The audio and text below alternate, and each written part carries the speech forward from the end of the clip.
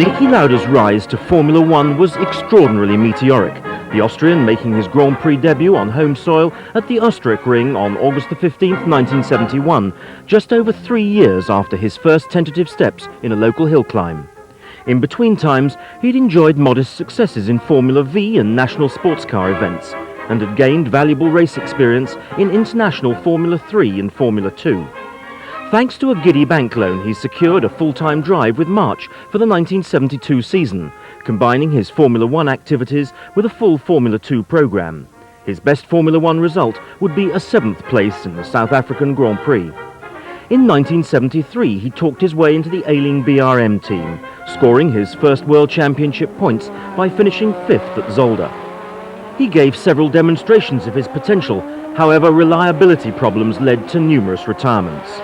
When BRM teammate Clay Regazzoni left to join Ferrari at the end of the season, he recommended the 24-year-old Austrian to Enzo Ferrari, legendary figurehead of the charismatic Italian team.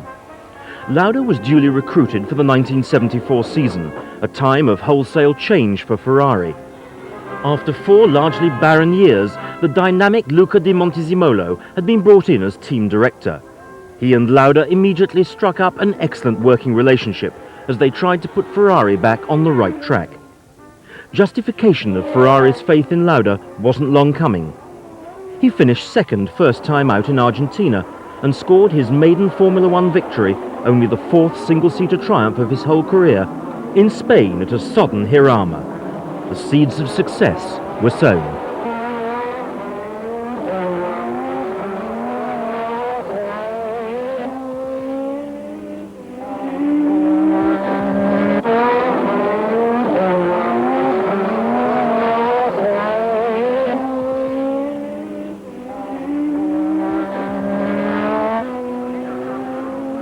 Throughout the season, the Ferraris were fast, if fragile.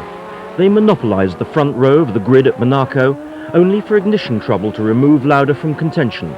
Regazzoni plugged on to finish 4th, having been delayed by an early spin.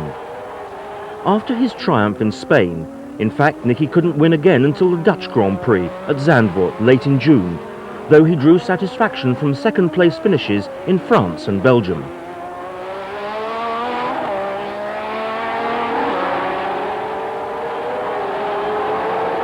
By the time the teams arrived in North America for the final 2 races of the year, Lauda and Regazzoni were still both in firm contention for the title. An accident in Canada ended the Austrians' championship aspirations, however, leaving Regazzoni, who had won only 1 race in Germany, but who had a better finishing record, to carry Italian hopes to the season finale at Watkins Glen. Level pegging with McLaren's Emerson Fittipaldi prior to the race, Regazzoni had to give best to the Brazilian on the day and conceded the title by just 3 points.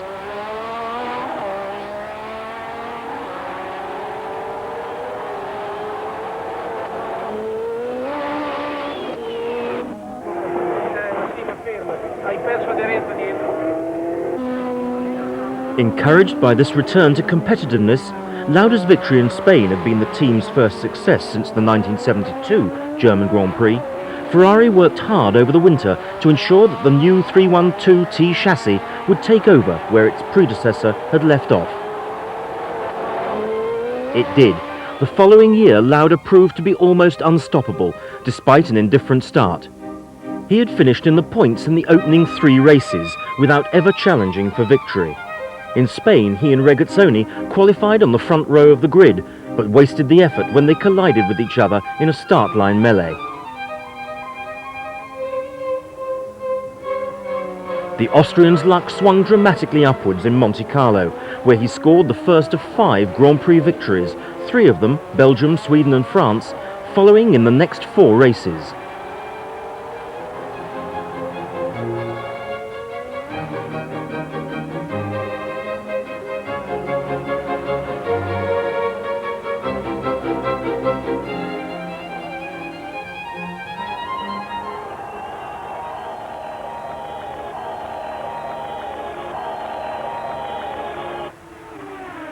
Lauda's astonishing run of mid-season form was interrupted only in Holland, where James Hunt gave the Hesketh mark its only Grand Prix victory, after an epic battle with Lauda's Ferrari, a portent of the healthy rivalry that would develop between the two drivers.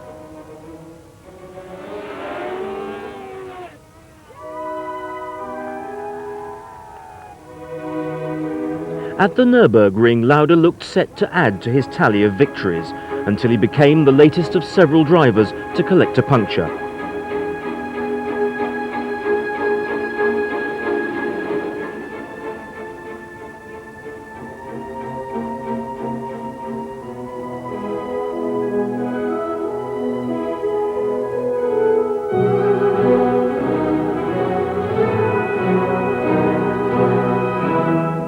Luckily, given the fact that the circuit is 14 miles long, he was close enough to the pits to be able to nurse the car in. He eventually resumed to finish third, maintaining his healthy championship lead. The scene was set for Ferrari to clinch its first world title since 1964 at Monza on home soil. It could hardly have been choreographed better. Lauda became the idol of the fanatical Italian public when he drove a tactical race to finish third behind teammate Regazzoni and championship rival Emerson Fittipaldi, thus assuring himself of the crown.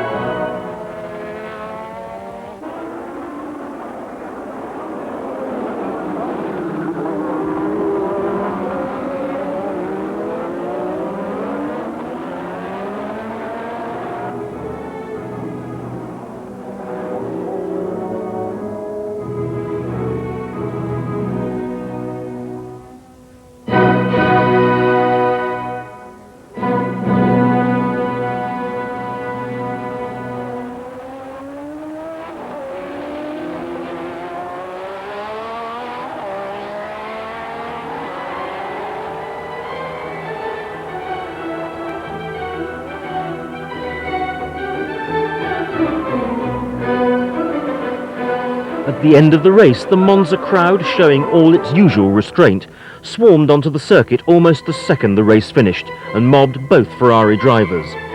Victory in the Italian Grand Prix, the World Drivers' title and success for Ferrari in a World Constructors' Championship, all in one afternoon. For the Tifosi, it was a day of unfettered celebration. In Italy, Lauda had become incredibly popular in a very short space of time, perhaps more quickly than any driver who had gone before. Chi va fortissimo, lui ha guidato molto bene questo anno, l'organizzazione della squadra Ferrari è andata molto bene, ma c'è una netta differenza tra i motori. To stamp his authority on a season in which he had taken 9 pole positions in 14 races, Lauda ended on a champagne note, scoring a 5th win in the United States Grand Prix at Watkins Glen, leaving him 19.5 points clear of closest rival Fittipaldi. He's offering one of his crewmen a drink. He gets a little down the front of his shirt. The race from starting flag to finish flag was yours. Away from the glare of race weekends, Lauda knuckled down to a hectic test program, principally at Fiorano, Ferrari's own private test track. In addition to his recognized qualities as a racing champion, the Austrian also proved himself to be a shrewd and meticulous development driver, a gift that is not common to all racing drivers. Lauda persisted with his rigorous testing schedule throughout the closed season, in a bid to maintain Ferrari's momentum and to pave the way for a second consecutive championship win. All the same, 1976 kicked off much as the previous season had finished. Still running the 312T chassis, Lauda won in Brazil and South Africa, Regazzoni in Long Beach.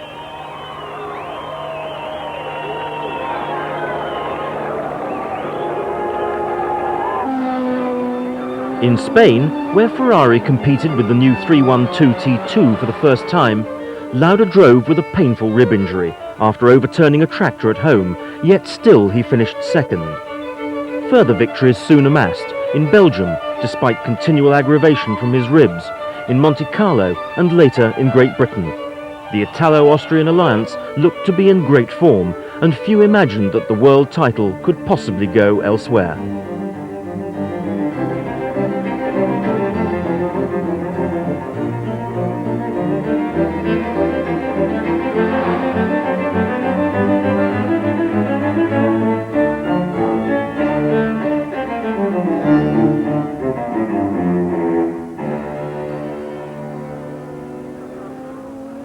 However, James Hunt, winner in Spain for McLaren, repeated that success in the French Grand Prix, building a platform from which to launch his own World Championship assault. Lauda and Regazzoni had another first corner tangle at Brands Hatch, provoking a chain reaction amongst the cars behind, but champions' luck appeared to be on Lauda's side. The race was restarted. Hunt won on the road, but was later disqualified on a technicality when the stewards decreed he hadn't been eligible to take the restart, handing victory to Lauda. That piece of good fortune was quickly forgotten. The next race was at the Nürburgring in Germany, the longest and most challenging and, many suggested, most dangerous track on the schedule. A circuit which certain parties felt was no longer capable of staging a Formula One race in safety.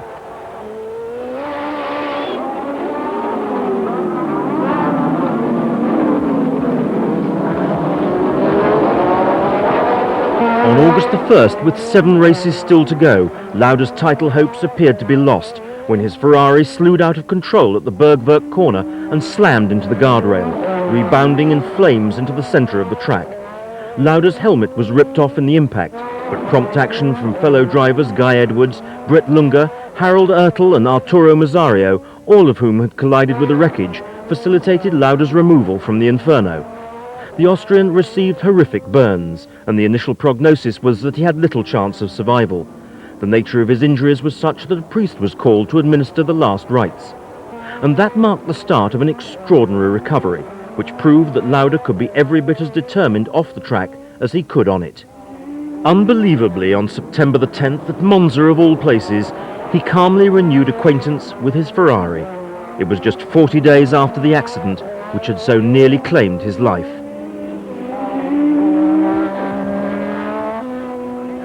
On his return, Lauda finished a remarkable 4th. He still led the championship, but James Hunt had narrowed the points gap in his absence, setting up a dramatic championship finale in Japan, which was staging a World Championship Formula One event for the very first time in the shadow of Mount Fuji.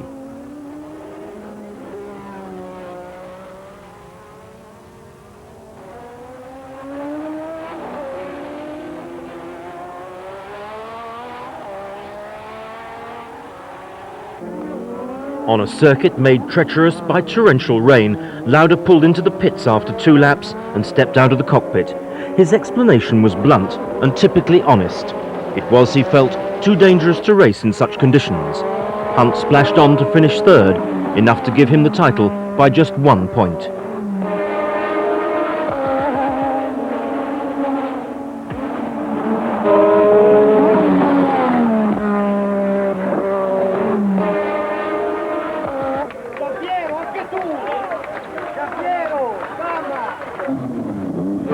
The relationship between Lauda and Ferrari grew brittle in the winter of '76.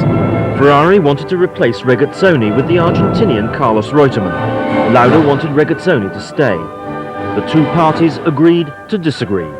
Having threatened at one point to leave, the Austrian eventually stayed on.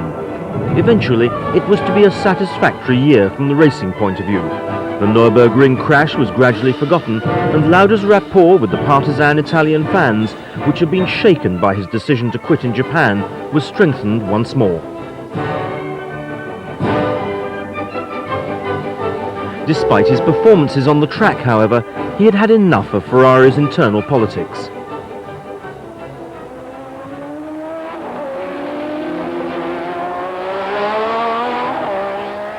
'77 got off to a promising start for Ferrari. Reutemann was 3rd in Argentina and won in Brazil. Lauda took a little longer to get back to his dazzling form of old, but he won round 3 in South Africa and remained firmly in title contention thanks to a string of points finishes in mid-season, managing to maintain his concentration despite burgeoning interests outside the sport.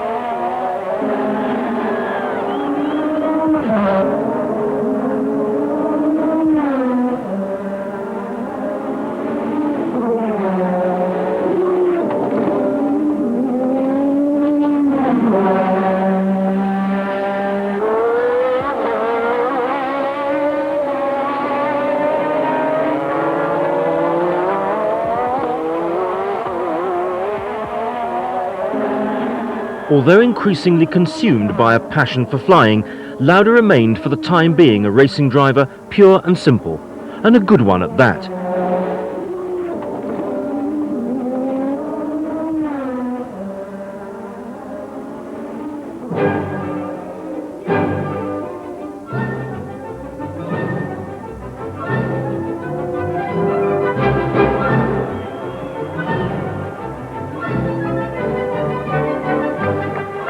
He won in Germany and Holland, and although beaten by Mario Andretti's Lotus at Monza, he received wild acclamation after the race, having done enough to guarantee himself a second world title.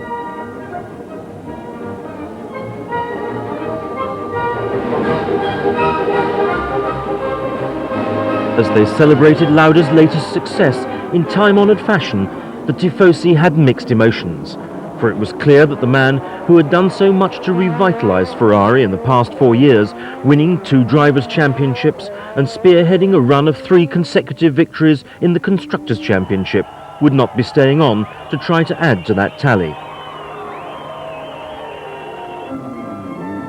Lauda had signed for the Brabham Alfa Romeo team. Just as his arrival at Ferrari had marked the dawn of a new era, so his departure marked its end. Devoted chief mechanic Ermanno Chioggi followed him to Brabham, and close friend Santagadini also jumped ships. On paper, the Brabham deal looked to offer Lauda the chance of further World Championship honours. Designer Gordon Murray's innovative chassis had returned the team to the winner's circle in the mid-70s, and the Alfa engine was fast enough, though fragile, when introduced in 1976. In its second season, the whole package was expected to gel, to produce solid results, and Lauda's arrival as teammate to John Watson looked to be just the catalyst the team needed. There was added spice too, for Lauda was keen to show that Ferrari had needed him more than he needed them.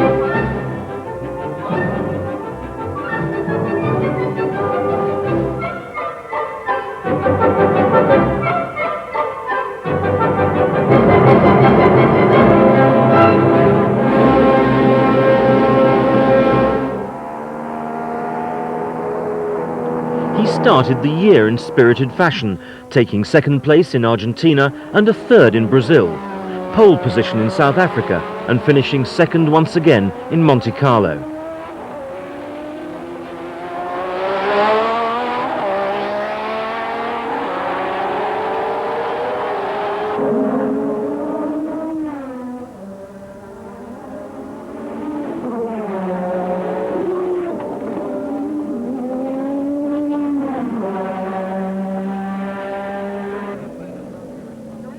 His first victory for Brabham came in mid-season at Anderstorp, Sweden, but it was a success tinged with controversy.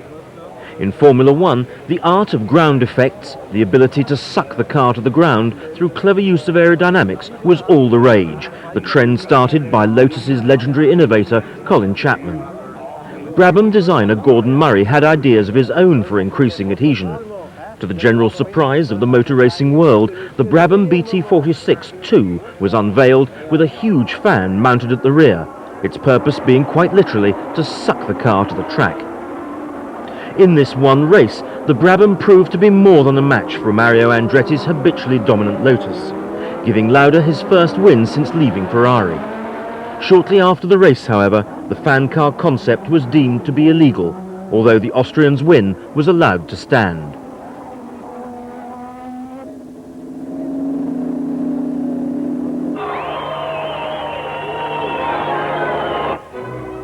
As an aside to his Brabham commitments in 1979, Lauda also raced in the BMW Pro Car Championship, most of the rounds acting as curtain raisers to Grand Prix throughout Europe.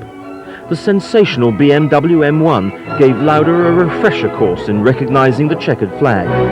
He won 3 races for the Project 4 team, managed by the ambitious Ron Dennis, who would play an important role in Lauda's Grand Prix career a few years hence. For the time being, his success in the Pro Car Series, which he won, provided light relief in the midst of a disappointing Formula One campaign.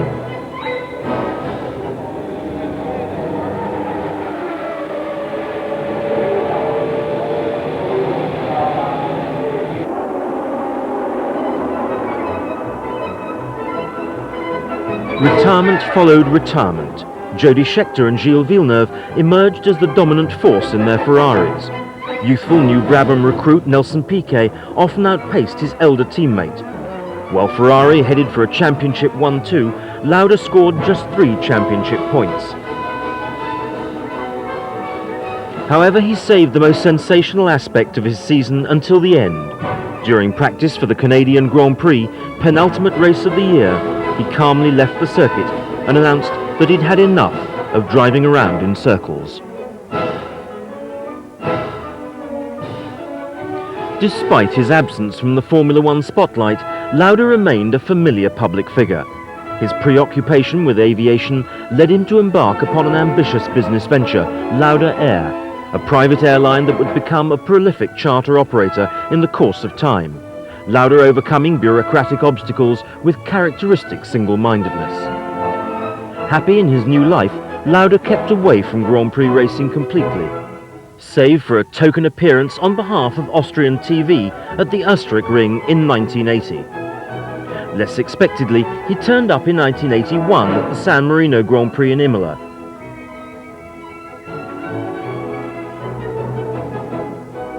Disembarking from a helicopter, he was met by his old pal Santa Gadini.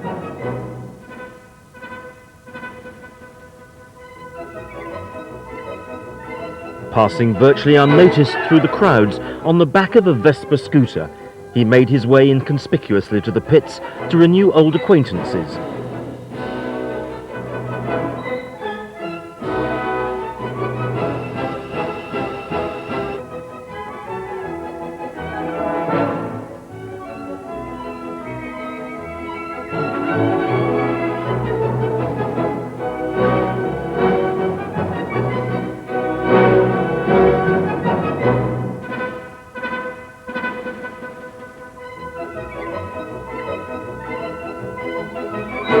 The Brabham garage was his first port of call.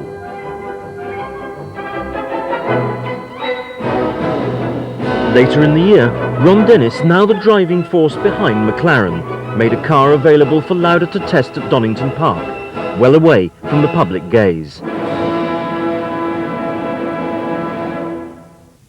What are the rumours that you may be returning to Grand Prix Formula One racing sponsored by Parmalat? I'm here in Donington because as a Sunday driver, I drive on Sundays. Today is Wednesday and I'd like to drive on a Wednesday, that's about it.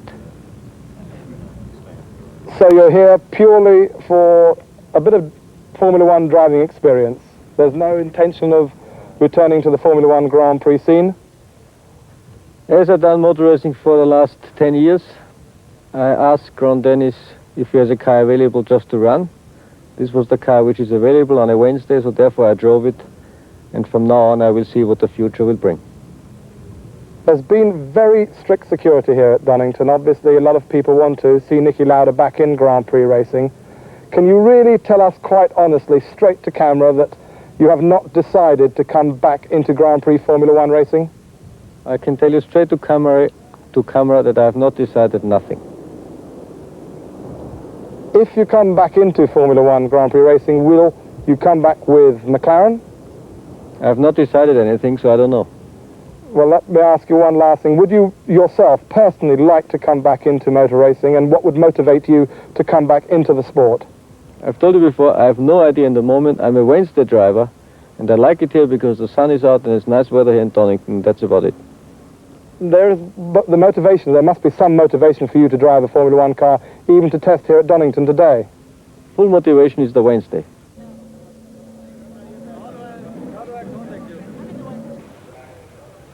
Despite the interviewer's persistence, Niki remained tight-lipped about the possibilities of a racing comeback. In truth, of course, he'd already made his mind up. Despite having belittled the sport when he walked away in Canada, some reports indicated that he was beginning to miss it. More cynical observers suggested that he needed the money in the wake of financial troubles that had beset his airline. Following the test at Donington, Lauda was soon back out again with McLaren at Paul Ricard. An official announcement followed not long afterwards. 2 years after quitting the sport, apparently disillusioned, Lauda was back. The Austrian's multi-year contract with Marlboro was believed to be worth several $1 million.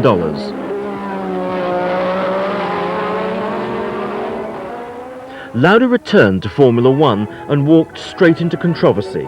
The South African Grand Prix was marked by a driver's strike. The racers unhappy about proposed contractual changes which would prevent them from switching teams mid-season. Despite his absence from the scene, Lauda quickly emerged as one of the drivers' main spokesmen.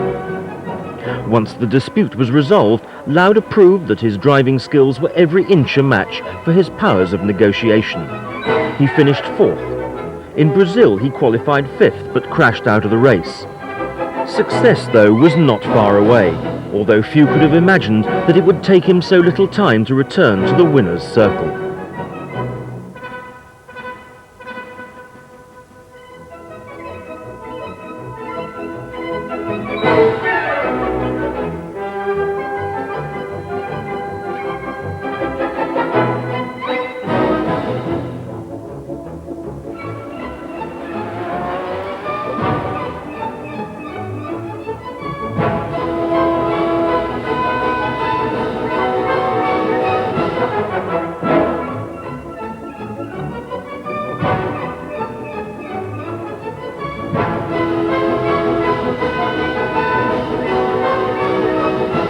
At Long Beach in the 3rd round of the championship, Lauda battled it out with the Alfa Romeo of Andrea de Cesaris before passing and going on to win, proof if ever it were needed of his enduring qualities as a champion.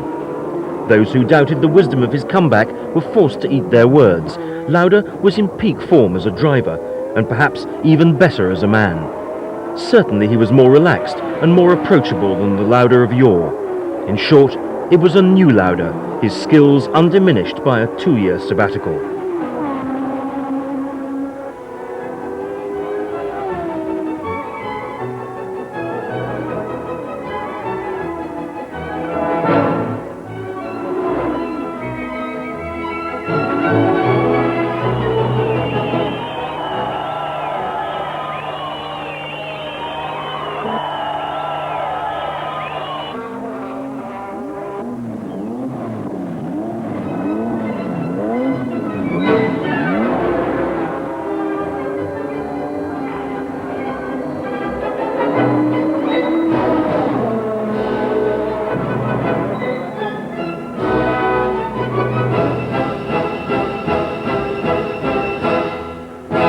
By 1982, however, it was clear that to mount a serious challenge for future World Championships, you'd need a turbo engine. Lauda won the British Grand Prix at Brands Hatch in his naturally aspirated McLaren Cosworth. But behind the scenes, Porsche technicians were shaping McLaren's immediate future. 1982 would be the last time that a driver won the championship with a naturally aspirated car, until the turbos were finally banned at the end of 1988. McLaren showed off its new turbo engine at a freezing cold Silverstone, when the tag Porsche was demonstrated in front of a small but select band of press representatives. The engine's TAG prefix came from the name of the Arabian-owned company, Technique d'Avant-Garde, one of McLaren's principal sponsors, which commissioned Porsche to design and build a Formula One engine. Per me oggi parte una nuova vita perché c'è un nuovo motore di sviluppare, per me piace molto, perché adesso il nostro potenziale con un motore turbo è il potenziale come gli altri. Il motore aspirato come noi usato anche adesso, il potenziale non c'è, so anche andare come un matto non serve perché c'è sempre il turbo davanti. Adesso le basi come le altre, quando noi lavoriamo bene, vediamo sicuro la possibilità di vincere. For Lauda and McLaren, 1983 was a year of consolidation, a year on which to build for the future. Starting off with the trusty Cosworth, Lauda obtained some creditable results, third in Brazil and second to teammate John Watson in a memorable 1-2 at Long Beach. But there were also conspicuous off days. Neither qualified in Monaco, for instance.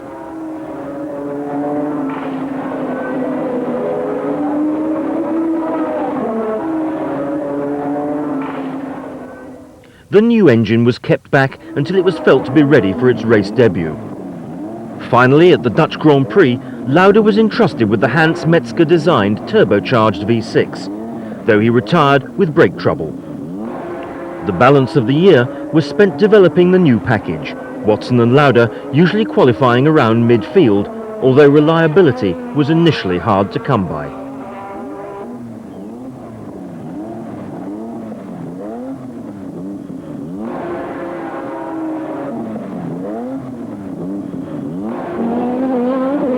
After such modest beginnings, the domination of the McLaren TAG in 1984 could not have been foreseen, although during the previous year's final event in South Africa, Lauda had briefly managed to nose into the lead, which proved to be a good omen. Furthermore, McLaren had signed Alain Prost.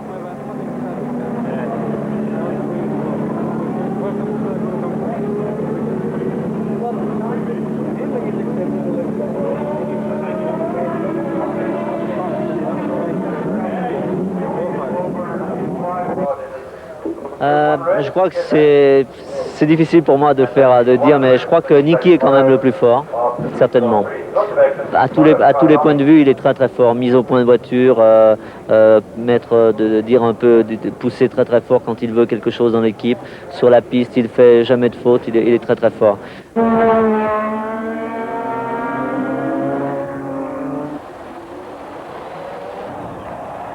The Frenchman immediately gave the opposition a taste of what the team had been up to during the close season, taking a comfortable victory in Brazil. Lauda was to retire in Brazil after qualifying in the top 6, the Austrian succumbing to electrical problems after this brief brush with Derek Warwick's Renault.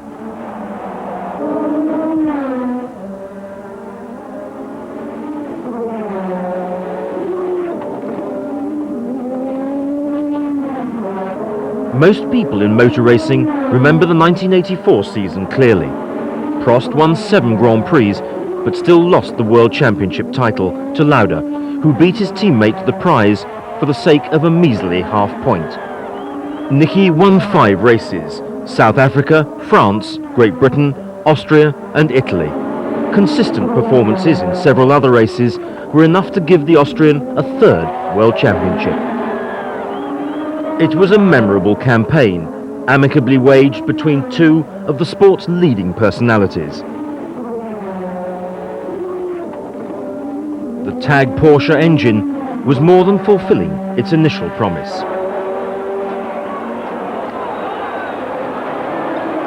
This was exemplified in the South African Grand Prix, where Lauda progressed smoothly through the field from 8th place on the grid to chalk up his first victory of the year. Prost finished 2nd, and such was McLaren's margin of superiority that they were the only 2 cars to go the full distance.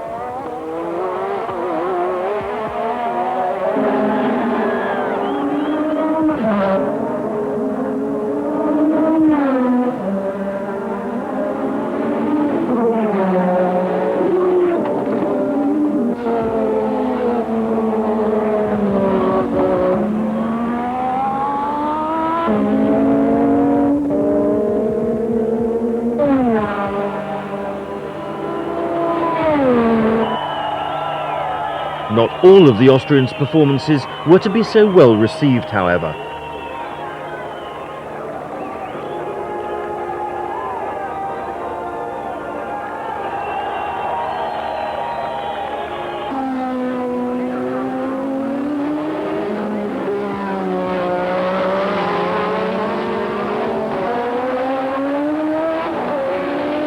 At Imola, where he retired with a blown engine, he was roundly jeered by the same fans who had idolised his every lap only a few years before.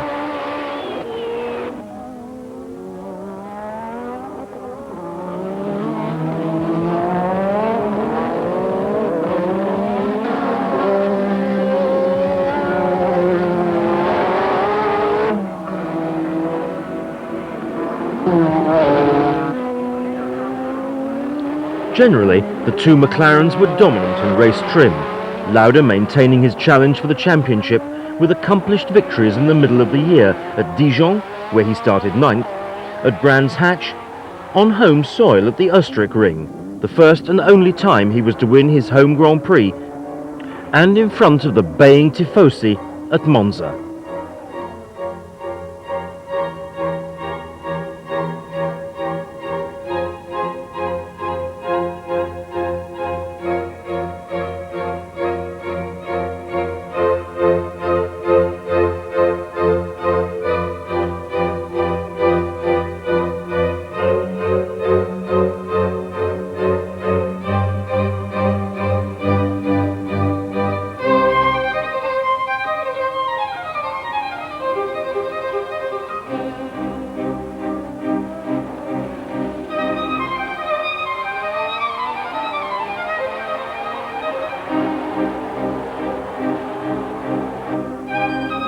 There were, of course, occasional hiccups, but this quick spin at the Nürburgring in October was only a minor setback, and he remained a forceful championship contender.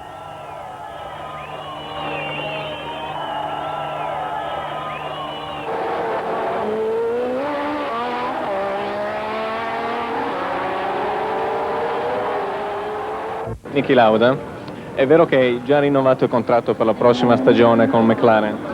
Sì, ho firmato un contratto martedì primo questo corso lì. Ed è vero che guadagnerai meno di questa stagione? Sì, Perché? perché la moneta per i piloti in questo periodo è molto meno perché il motore costa di più e questa è una cosa normale.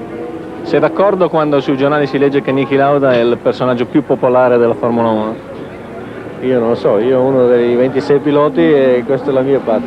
Ma perché credi di essere così popolare, il personaggio numero 1 che attira più attenzione? Io non lo so. Ripensando al tuo passato, c'è qualcosa che non rifaresti? No, io provo sempre di vivere una vita al mio limite e in questo momento io contento e non c'è problema. Qual è la cosa più importante nella tua vita? In questo momento vince questo campionato perché io ho lavorato tutto l'anno per questo, adesso vediamo.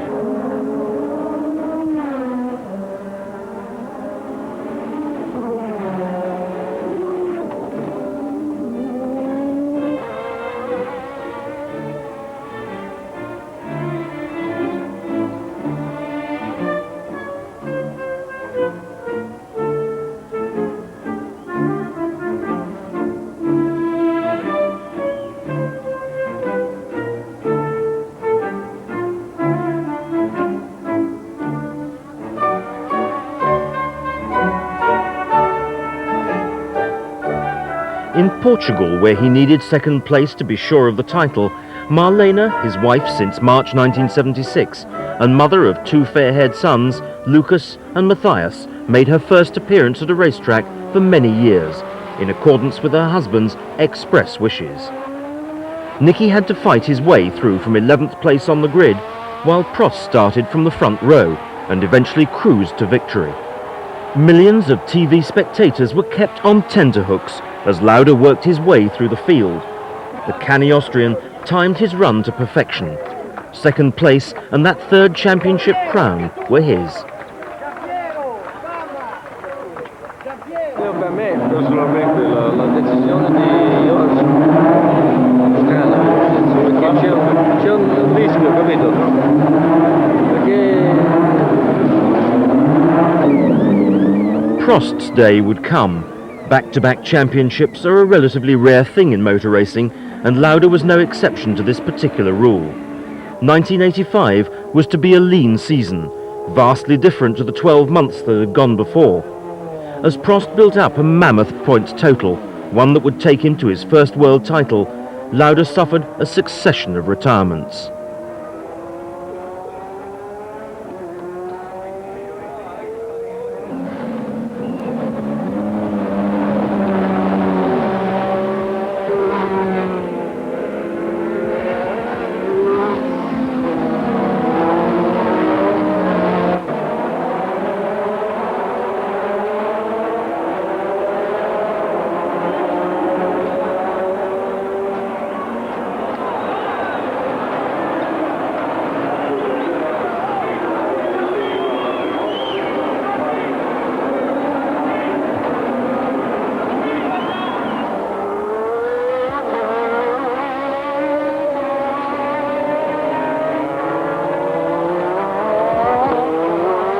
Lauda was happy though, a man at ease with himself.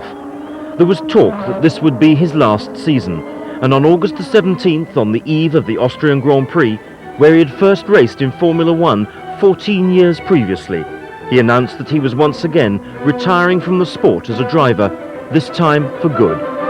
And at this time the announcement was made at a pre-arranged press conference, in stark contrast to his sudden departure from the Canadian Grand Prix 5 years previously. "I've given over 11 years of my life to Formula One," he explained at the conference. "I've loved and still do love racing cars, but I no longer have the desire to continue. Next year, therefore, I will not be racing." Thus Niki Lauda explained his imminent departure from the sport.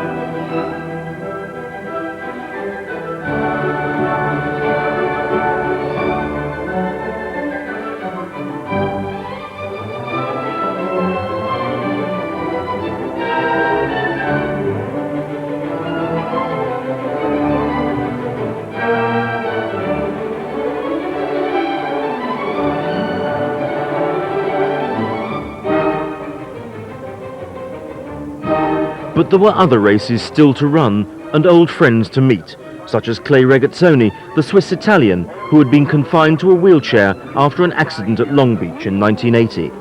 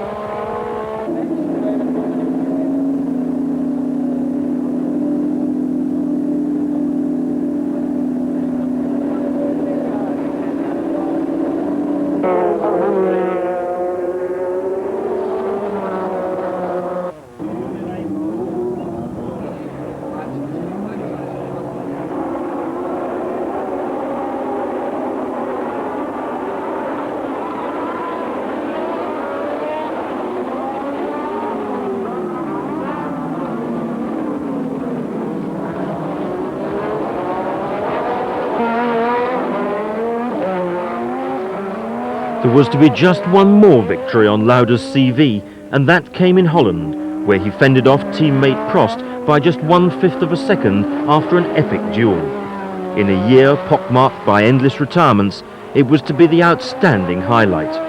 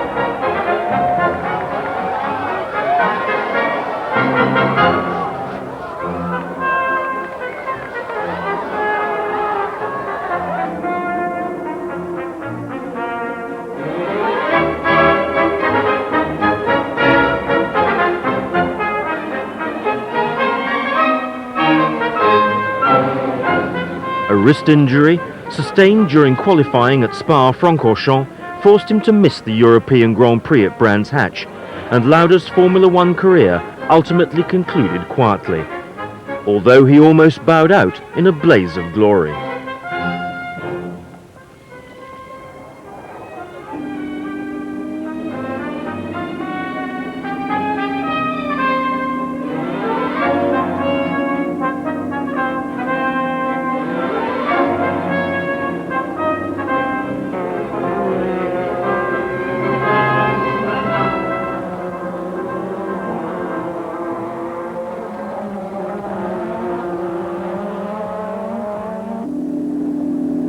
He retired with turbo failure in South Africa before taking his final bow in the first Australian Grand Prix on the highly acclaimed street circuit in Adelaide.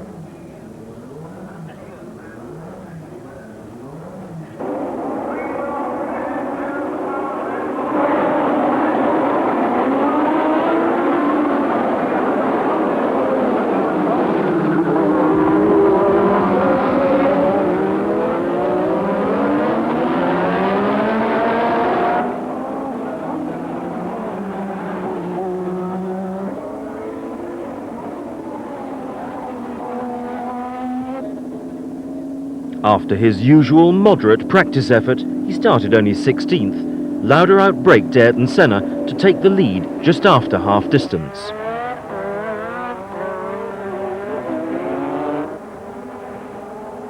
On lap 56, however, he vacated his McLaren's cockpit for the final time and walked away to concentrate upon his airline and other expanding business interests, after brake trouble sent him skittering into the concrete retaining wall.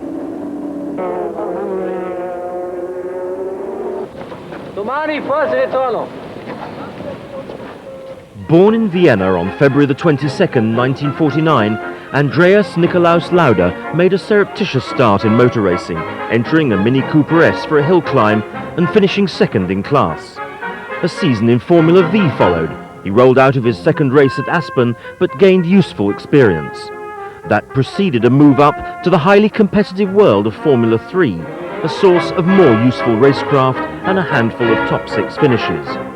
In 1971, he joined the March Formula 2 team and contested the European Championship. In mid-season, he also made his Formula 1 debut in his home Grand Prix. Staying with March for 1972, he had an incredibly busy schedule, contesting both a full Formula 1 World Championship programme, a European Formula 2 season, and in between times winning the British Formula 2 Championship. In truth, Lauda saved his very best form for Formula 1. Despite his modest record in the junior formulae, the statistics of his Grand Prix career put him up amongst the all-time greats. In 171 Grand Prix, Lauda took 25 victories, set 25 fastest laps, claimed 24 pole positions, and started from the front row of the grid on 31 occasions. In addition, there were 22nd places, 9 thirds, 7 fourths, 7 fifths, and 5 sixths. To complete the record of one of the sport's great champions, Lauda amassed an impressive total of 420.5 championship points, the first of them at Zolder in 1973, the last of them in his final Formula 1 victory on a sunny August afternoon in Holland.